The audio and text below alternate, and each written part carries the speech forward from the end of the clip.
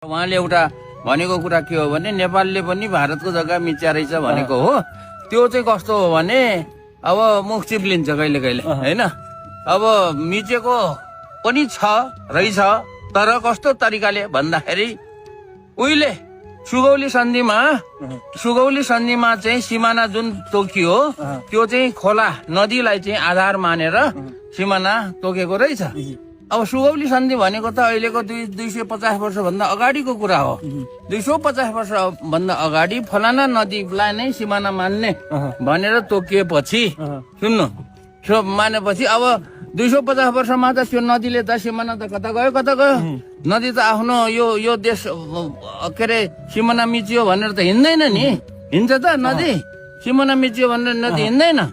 अब त्यो 250 वर्षमा चाहिँ सिमाना त्यो के अरे नदी हिँड्दाखेरि कहिले चाहिँ भारततिर पसेर हिँड्यो, कहिले नेपालतिर पसेर हिँड्यो। अब त्यही नदीलाई सिमाना मान्दाखेरि के भयो त भन्दाखेरि भारतको जग्गा नेपालतिर पनि आयो, नेपालको जग्गा भारततिर पनि गयो। पाएको त्यही हो। मान्छेले मिचेको भन कि क्या होइन नेपालको जग्गा खोलाको दोष छैन। खोलाको के दोष? खोला त उसको आफ्नो हिँड्ने बाटो हो, आफ्नो धर्म हो, हिँड्छ होइन। तर खोला हिँड्दाखेरि के हुन्छ भने कहिले चाहिँ खोला आफ्नो खुसीले हिँड्दाखेरि खोलालाई थाहा हुँदैन कसको सिमाना कता हो, यो सिमानामा हिँड्नुपर्छ भन्ने कुरा थाहा हुँदैन।